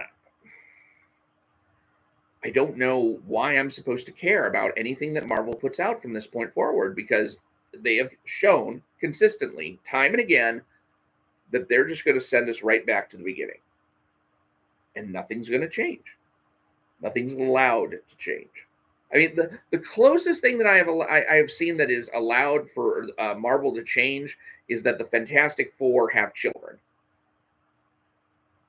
And, you know, the occasional marriages here and there, you know, you got the marriage between Ben Grimm and Alicia now, which is the proper marriage. You know, used to be Johnny Storm was married to Alicia. That got retconned. Well, not retconned, but turned out she was a Skrull. Which is just so bad. Oh. You know, John Byrne was actually allowed to terminate the relationship between the Thing and Alicia Masters. And then Johnny Storm became the lover of Alicia Masters, and they got married. And all of this was allowed to happen, and then all of it went away. It's like, no. We can't have these deviations. We can't have things stray too far from the expected path. Well, then, you know, why the hell did you even bother dissolving the marriage of Spider-Man and Mary Jane? I mean, has anybody ever really felt like Spider-Man and Mary Jane aren't going to get back together at some time? I mean, they practically have hinted at that in the whole Mephisto stuff that was out a while back. I don't remember which series that was, but basically, you can't turn the clock back like that. Not without just breaking your whole entire set of tools, or with just, you know, going and building an Ultimate Universe. And I'm not even interested in the Ultimate Universe anymore. I'm sure as hell not interested in the Ultimate stuff that's coming out now. I'm not interested in Ultimate Spider-Man or X-Men or Avengers or whatever the heck they're doing at this point. This is not an Ultimate Universe I recognize. I mean, hell, this is like a different version of the universe of a different version of the universe. Like, guys, just go home. Just take your tools and go home. Try to create maybe a new universe of characters. You know, Marvel, just accept the fact that you're done. You're done. You have nowhere else to go. You know, I don't even care where you all think you're going at this point. Same thing goes for DC too. I mean, oh God, how far behind am I? Dirkalip says they are settling for this run. That's for sure. Even the Whisper Network got punished. That's sad. Gooding will be a better pulse on the state of the Rippaverse fan base. Well, how will we know what that pulse is, though? How will we know what the pulse of Gooding reveals if we can't see the numbers? Because I don't think Gooding's going to be sold in the pre-order fashion. I think Gooding is the first one that is actually going to be sold just as a standalone book. And so I don't know how we're supposed to get any numbers from this point forward. I mean, maybe there are people who are a lot better at crunching those numbers than I am. I'm nowhere anywhere as far as number crunching, aside from looking at the campaign stats and being able to subtract and divide. But I know there's people like somebody who's on David's program, BTN Reviews program. I forget his name, Peter something or other, but he's able to go through and calculate everything that he's seen. But I think he's just getting stuff that he's seen on the campaign pages too. And if that's the case, we're not going to have access to that information anymore. So we're going to be complaining into the wind or based on the wind because we're going to be saying that, oh, this stuff sucks, nobody's buying it. And he's going to be saying, oh, this thing's selling like gangbusters, and we're not going to be able to see any proof. It's not going to matter anymore. Dirk Ellipse, I'm assuming you mean Chuck Dixon was probably hamstrung by Eric July, who greenlit the final draft. Who knows? Probably not a coincidence that the Saska twins were brought on afterwards to be the lore masters. I mean, possibly, but I could still think Chuck Dixon could have done a hell of a lot better job on ALPHACORE #1, even if he had to redo some things. Maryland 2005 says, I do hope Chuck is still getting some sort of royalties from DC. Dirk Ellipse says, you did a really good job with Rock and Roll Ninjas. WA says the whales, although I don't know what that means. Maybe that's another Chuck Dixon book.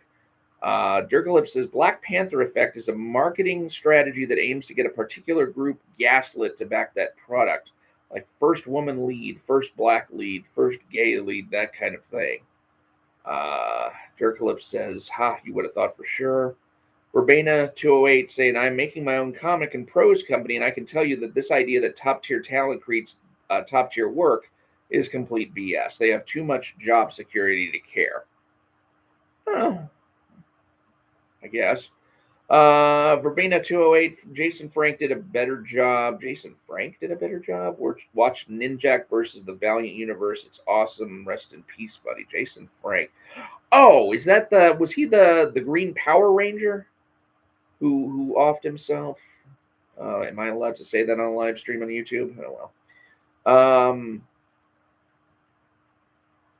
Jason Frank did a better job. Watch Ninjak versus the Valiant Universe. I can't deal with Valiant anymore. I mean, Valiant is just kind of gone into the crapper as far as I care.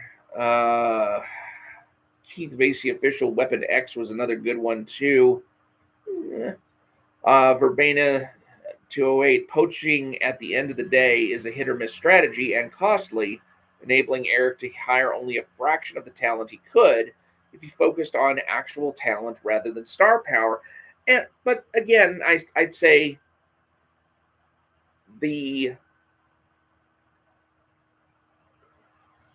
what good is star power or talent if nobody has recognized it up to that point?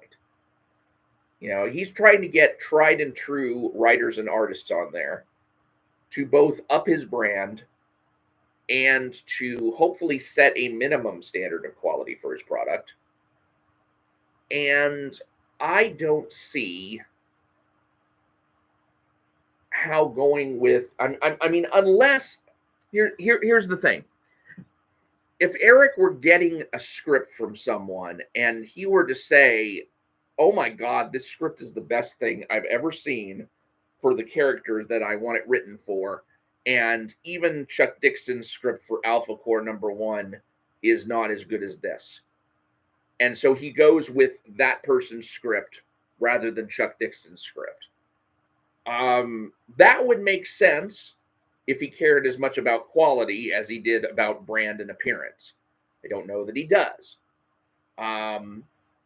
But if he were to go with a writer who turned in a better quality product than an established brand name, that'd be one thing. But how does he do that? How does he know? Because he's got to pay the money for the script, I assume. He's not taking something that somebody wrote on spec. He's going to hire somebody to write a script for him. How is he supposed to know that the person who is writing for him, who is unknown in the business, is going to turn in a better product? He doesn't. And so, what is the best risk versus reward calculation so far as he can see it? Well, it has to be go with the name person, because the name person has already got some quality material under his under his belt. Some of that hopefully is going to spill over onto your books and your brand, and then hopefully some of his fan base is going to spill over into your fan base. There are just too many positives, and I'm not saying that Chuck Dixon is going to write better than somebody else who's a no-name talent. I'm a no-name talent. I think I could have done better on ALPHACORE #1. I'm not sure how I would have. I haven't really thought about, what kind of story I would do for ALPHACORE #1 if you were to say, okay, here's the general gist. I want you to use Michael Copper and Lilian Renashi as the villains, and I want you to have ALPHACORE as the heroes, and here's the setup. And, maybe if somebody given me a few seeds to go off of, I could have written something that was better than what Chuck Dixon came up with. But why on earth would Eric July think that I could write something better than Chuck Dixon could, other than my say-so? And what good is that? And I would have to be able to actually deliver you a script and say, hey, how is this compared to what Chuck Dixon gave you? And, Chuck Dixon stuff being sight unseen.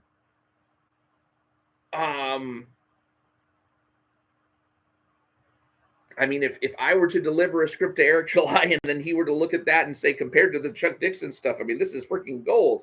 I'm going with you. Then, great. But he's also tossed away Chuck Dixon's name recognition. He's also tossed away Chuck Dixon's fan base. He's also tossed away all of the positive associations that Chuck Dixon's presence would bring. So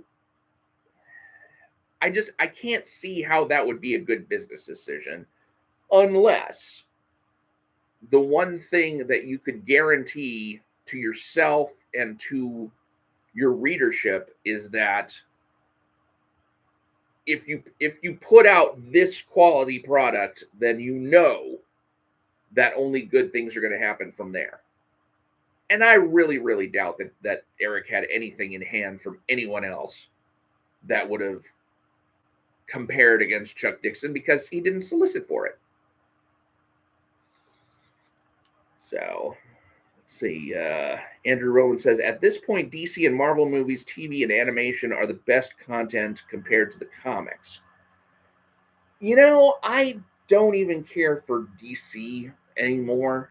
I saw recently, I guess I saw the second SHAZAM movie. I just watched Watchmen, and I just watched some of the Peacemaker series. I couldn't even sit through that. I couldn't even sit through the spoilers of the Peacemaker series. That series was so freaking bad.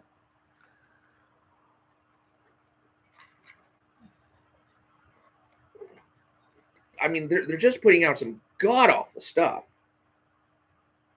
I'm not even sure whether I will go to the theater to see the James Gunn Superman movie at this rate, because when I see James Gunn's work on Peacemaker, I'm like, why the hell should I believe that he could? If it wasn't for Guardians of the Galaxy, I would not believe, based on Peacemaker, that he was capable of creating anything of value. I know from Guardians of the Galaxy that he's capable of doing quite a bit. That he's capable of creating amazing stuff. But Peacemaker, Jesus. That stuff was awful.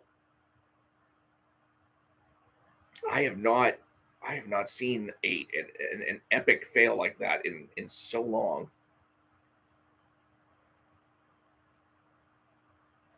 I think the last good thing that I saw from DC, I mean, I would have liked Flashpoint if Flashpoint hadn't ended the way it did, and that's the last I'll say about that. I don't want to spoil the ending of it, but I didn't like the way they interpreted the time travel motif as, you know, alternate dimensions versus actually traveling in time. I would have liked to have seen just a more more upbeat ending. Honestly, I think the movie deserved that. I think the movie deserved better than the treatment it got at the end. What else? So that was the Flash movie. Black Adam I enjoyed. Uh, it was a little bit slow in places, but for the most part, I did enjoy Black Adam. It's so funny that The Rock would not allow himself to be a villain in the Shazam movie, because that would have meant he would have had to have been defeated, and The Rock will not allow himself to be depicted on TV as having been defeated. That's really funny. To imagine being so concerned with your brand that you're actually able to tell tell the entertainment company, no, you have to do the movie the way I want the movie done, or else, you know, I'm just not going to do this. And I mean, imagine having that kind of power around the script. Yeah, I'm really not impressed with what DC's been up to, or even what Marvel's been up to. I can't even get myself to watch the latest stuff that Marvel's put out. I haven't seen the Marvels. I haven't seen Echo. I don't know what else is coming. I lack so much interest. I love Andrew Rowland says, I love the Shazam movies. They were exactly what they were meant to be, fun and silly like the original source. Yeah, well, they were. If by the original source you mean Geoff Johns material, yes, I agree with that. If you mean the spirit of the original comics, no, that's been gone for a long time. And the reason being is that Shazam is supposed to be a little boy. He's supposed to be, you know, more like an 8-year-old, 9-year-old kid who gets these powers.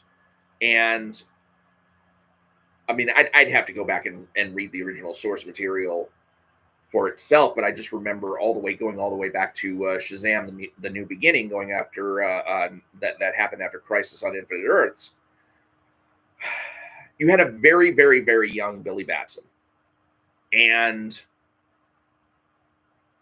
you need that childlike innocence in Shazam. You don't need the sarcasm and nihilism of a teenager, the inherent selfishness. You want the goodness of a child in Shazam if you really want to stick with the real source material for the character. At least that's what I think I recall. I don't recall Billy Batson being, you know, a brat, a hoodlum, you know, somebody who you expect to have been a jaded teen going through the foster care system. That's not who Billy Batson is, as far as I've ever remembered him. He's always been a kid who is more on the upbeat, hopeful, noble side. And, you know, that's not what you see in the movies. In the movies, he's a teenager, and he's got all the snark and sarcasm and I almost want to say mean girl spirit that you would see in any of the standard teenage stuff. Yeah, I mean the New 52 Billy Batson was not great. The movies kept some of the New 52 version. The movies were the New 52 version, and that's just flat out fact. I mean this whole thing has been based on Geoff Johns' version of all of these heroes and villains, and it isn't good. Geoff Johns really kind of struck a low chord with Shazam. And that's the thing. It's like, you know, as much as Ethan Van Sciver talks up Geoff Johns is really hit or miss. He really is. I mean, he can come up with some of the best stuff you ever seen. I mean, to the point where his emotional core, if he can get something that really resonates, oh dear God, the guy, I almost cried at the end of Blackest Night. There's a gatefold spread on there that just brought me to tears, or almost brought me to tears. I didn't actually cry at that point, but man, I could have. Geoff Johns is pretty hit or miss. I don't regard Geiger as any kind of triumph. I don't regard Junkyard Joe or Rook Exodus as any kind of triumph.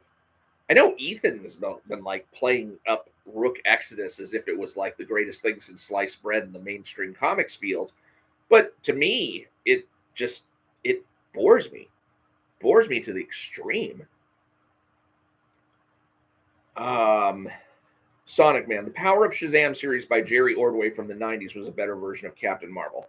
I would agree with that. Now, I never read that series with the exception of the very first hardbound version of The Power of Shazam, and I read maybe one or two other issues, but he stayed very, very true to the character and the lore. And I wish that what I really wish is that DC would put together a hardbound volume of the Power of Shazam series. That would be an excellent tribute to the character. The Power of Shazam in one big hardbound volume, the kind of the way they did with the New 52 stuff. Because I think there were like 47 issues, a couple of crossover issues, plus the original volume, the hardcover volume. That's almost like 52 issues right there, if not 52 issues exactly. So they could bind all that up in one big omnibus, and they should. That really deserves to get the omnibus treatment.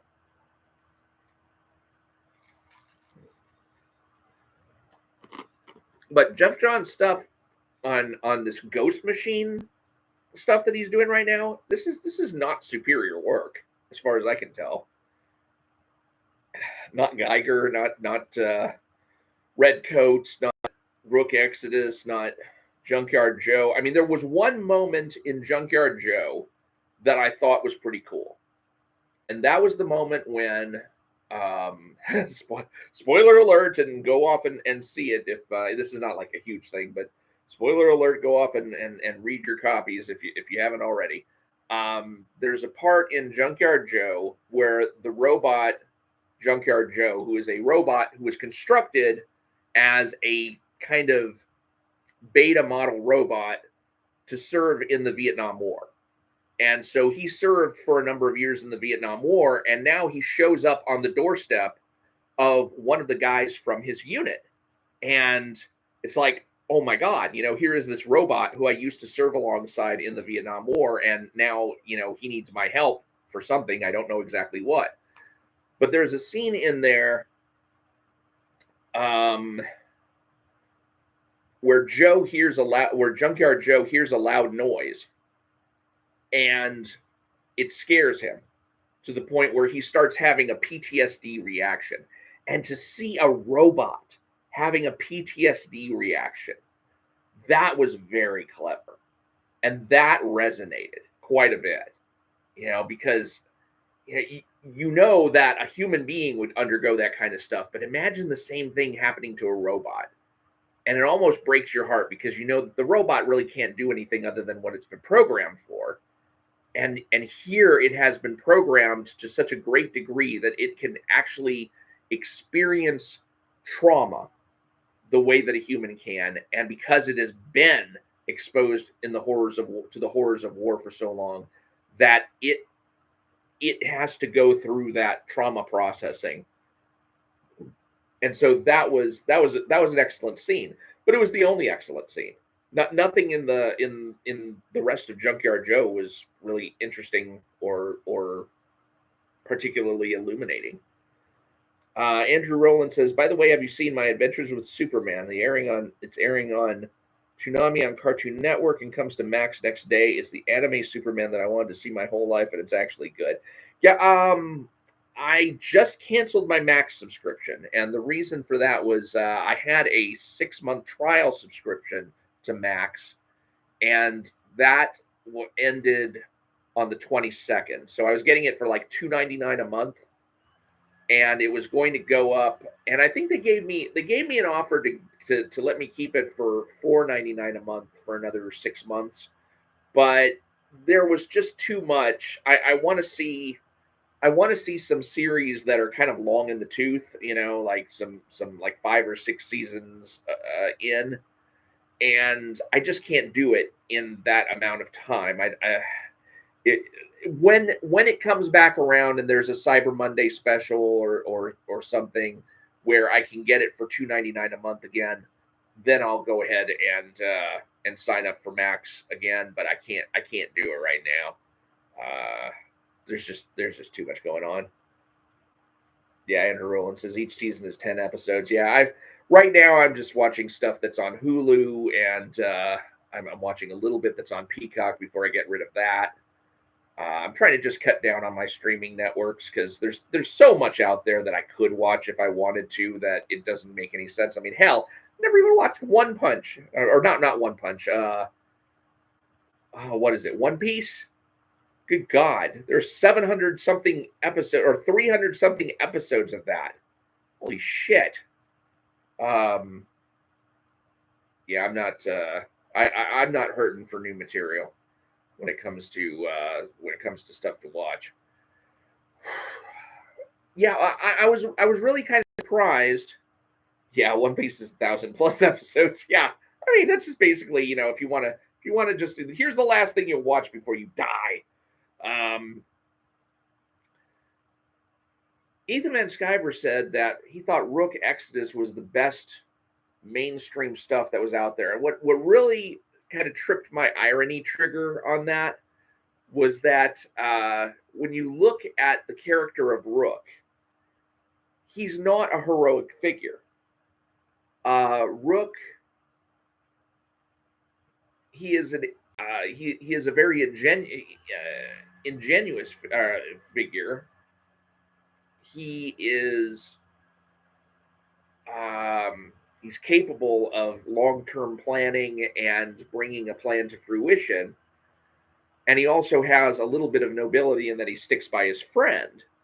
But when his friend is killed and his plans are foiled, I mean, basically all he's after is revenge. And I'm looking at this and I'm thinking, this is not really that much nobler a creature than Isom is. Avery Silman is basically just doing kind of stuff for his own selfish reasons, and Rook is doing stuff for his own selfish reasons. And when I looked at Ethan Van Sciver praising Rook Exodus, I was just kind of like, man, you're just playing favorites now, because Rook is no more a hero than anybody else.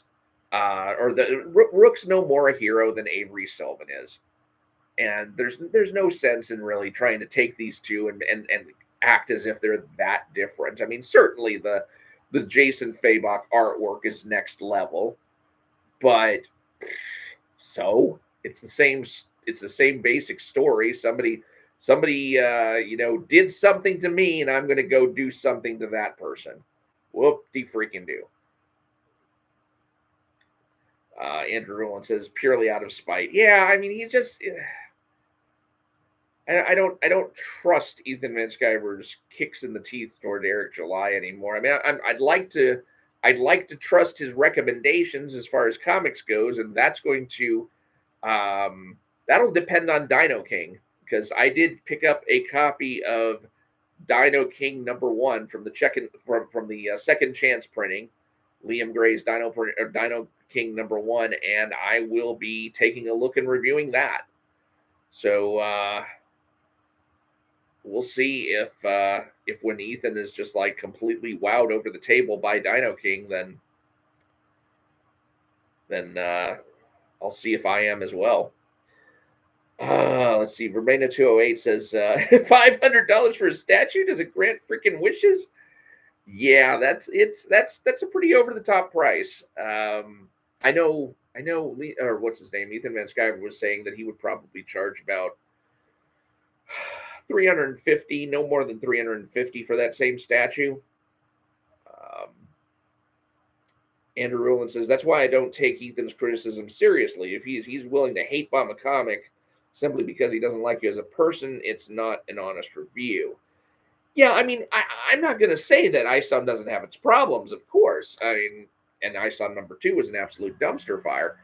But for Ethan to go on full bore and say things like ISOM #1 has no story whatsoever, when if you compare it against the story plot, the story technique of the Save the Cat book that was actually brought up by Dick Masterson in that famous review that is barely a review,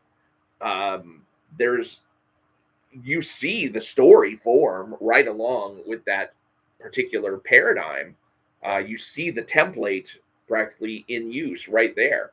So it's not like ISOM #1 is a completely talentless hack job of a book. It's just done very, very inelegantly and with enough errors to make it a painful read. And if those errors had been cleaned up by a decent editor beforehand, then you would have had you would have had something that was close to the level of Cyberfrog Wrecked Planet on your hands. Yeah, I would honestly say that if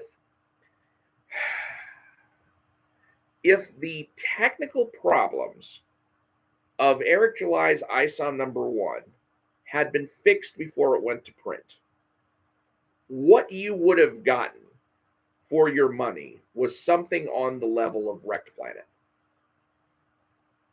I think that's fair to say.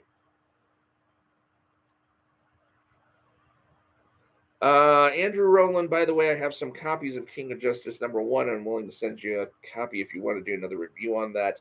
Let's hold off on that because I've got a ton of stuff that I need to do, and I've just got so many different priorities and people sending me stuff and requests from various people on either editing or writing kind of assignments that I kind of have to organize some of this stuff.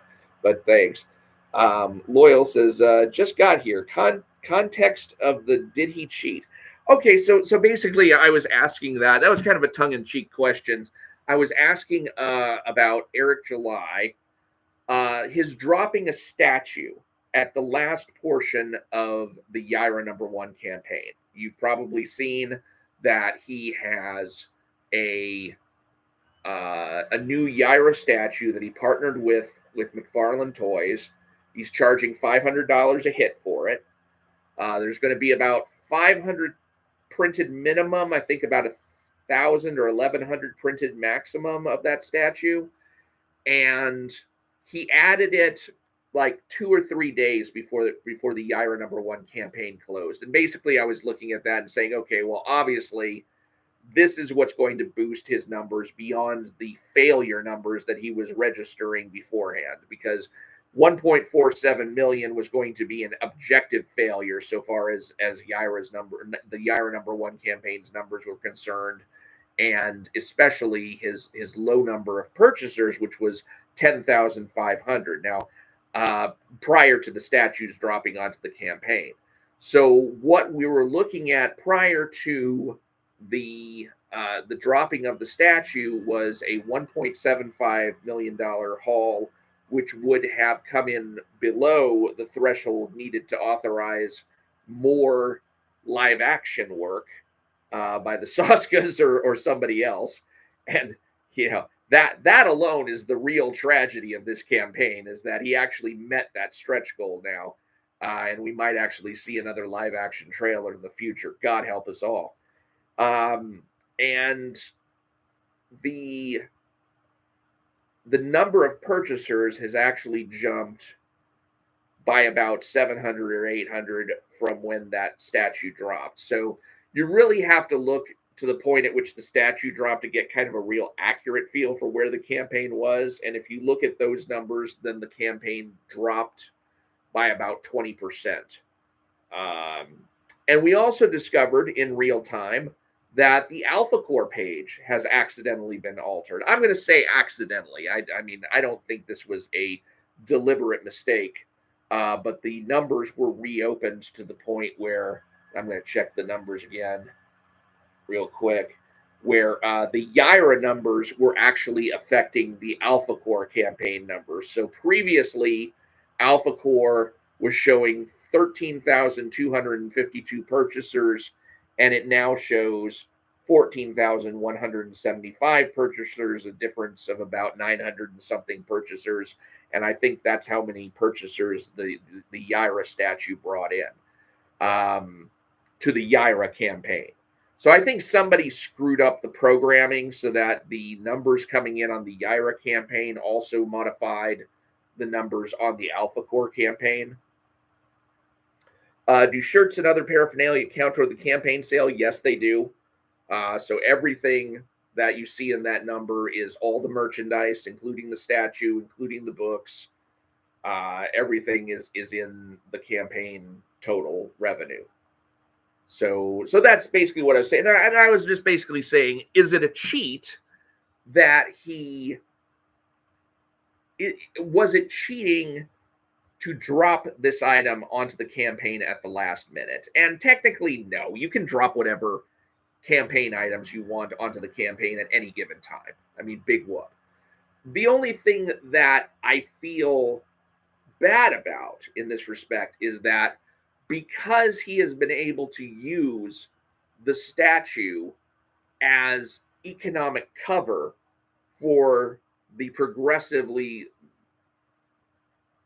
worse results of the campaigns as they go, and that being a consequence of the poor quality of the books, he doesn't have to face now, or he may choose not to face the fact that he is putting out poor quality material, and he needs to find out why that material is being considered such poor quality that he lost 55% of his purchaser base between the first and second campaigns. He lost another 35% on top of that in the or 35% of the remaining purchaser base between campaigns 2 and 3, and then he left behind 20% of the remaining purchaser base between campaigns 3 and 4.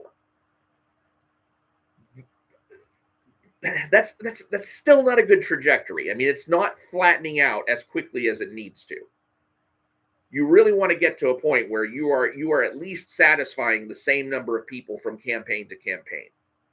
And until you can do that, your company's still hasn't found its bottom. And that's pretty much the general idea, is that it's not cheating, but for him to have had to face the objective failure of the YAIRA campaign to not reach that that minimum $1.5 million threshold, and to show that 20% drop in purchasers so clearly, that he would have had to done some sort of outreach in order to find what is going wrong. What am I doing wrong? You know, there's no way to avoid that question now in any serious way. What is Eric July doing wrong with the Rippaverse?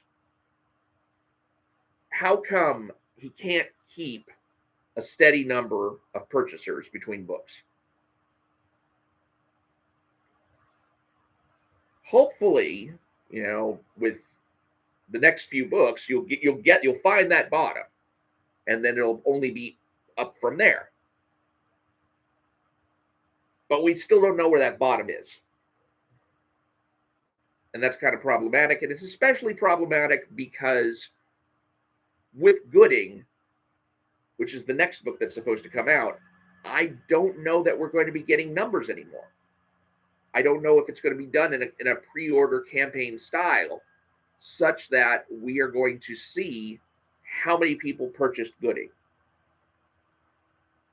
or even what the total revenue for that is. Loyal says, I'm going to pirate YAIRA before I even spend a dime on it. Well, yeah, one of the reasons that I have committed to purchasing copies of YAIRA is because I have to at least have Eric July take me minimum seriously for being a paying customer. If I'm not a paying customer, he doesn't care about what I think at all. So as long as I'm a paying customer, he has to at least give me that minimum level of respect for the fact that I shelled out money for his book.